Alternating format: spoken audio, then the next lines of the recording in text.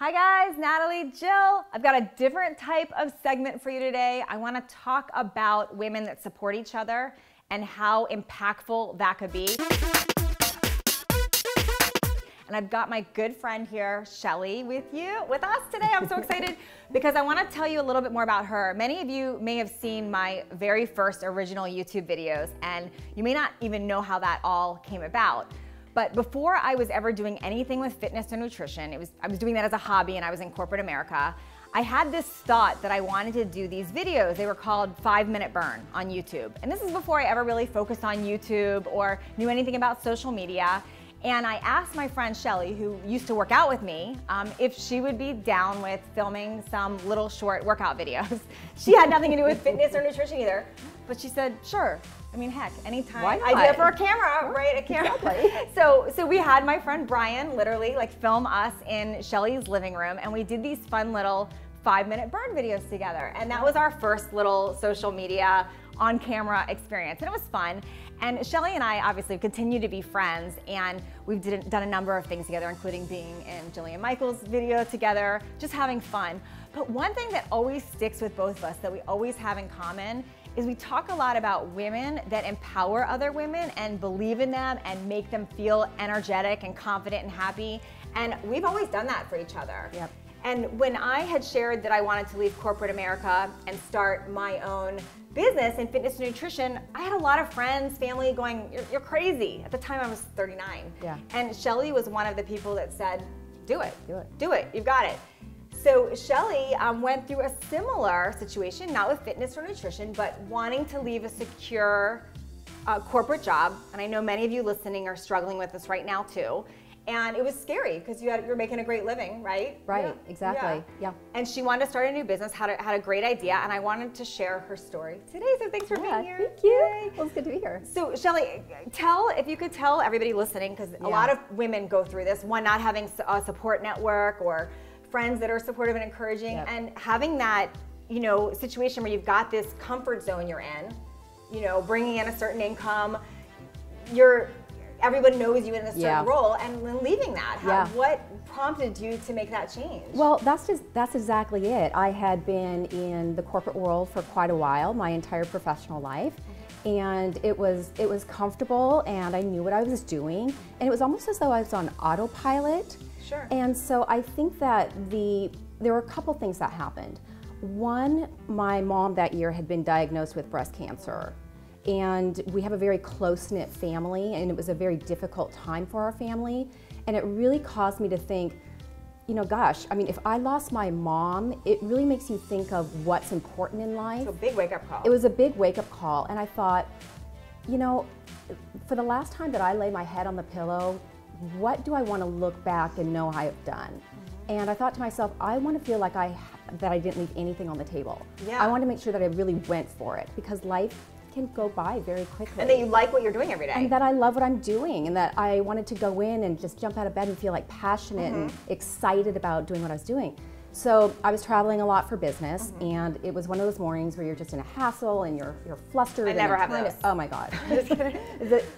So I'm on my way to the airport, I'm getting on the airplane, and I'm frustrated because my bag's disorganized, I felt disorganized, I'm in a fluster, and I look to my right, and there's this poor mom with 3 kids in the aisle next to me, and she looks just as flustered as I am, and she's looking for Cheerios, and she's looking for toys, and her kids are going crazy, and I thought, oh my gosh, I can relate to her. Yeah. I can relate to how she feels. In a different way, you're both flustered. We're both flustered. I'm flustered with, I can't find my report. She's flustered because she's trying to take care of 3 kids, and she's pulling things out of this big, huge bag.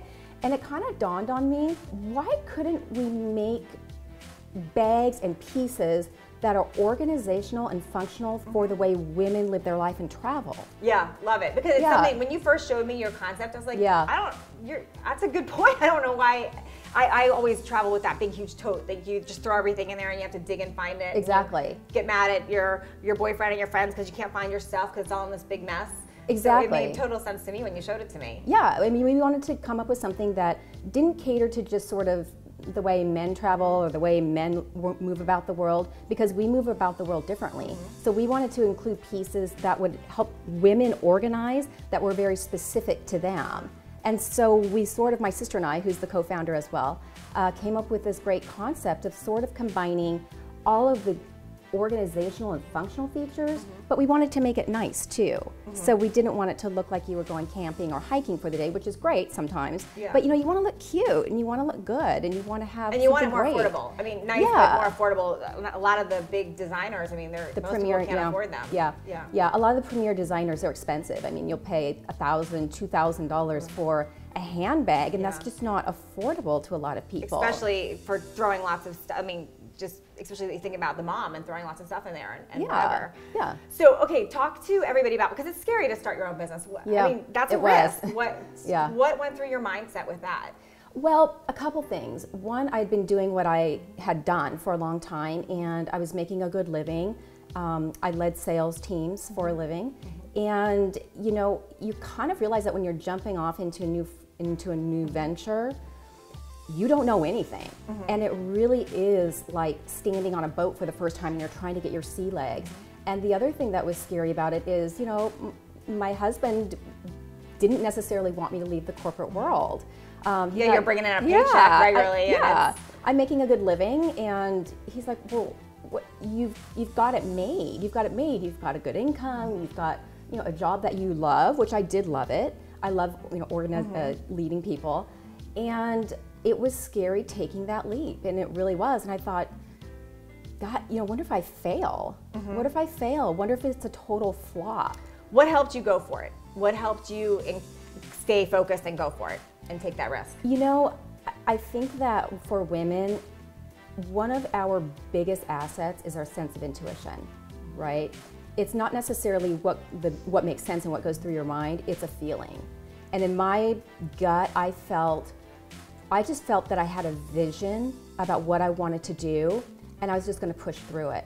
So I was going to push through the fear because I could see where I was going on the other side, and I felt just strongly about the vision that I had, and I said, I'm just going to do it. I don't want to leave anything on the table. I'm going to go for it. And you didn't, I always say, don't make failure even an option. And I think that's what you did. You don't even put it in your mindset that failure is even a possibility.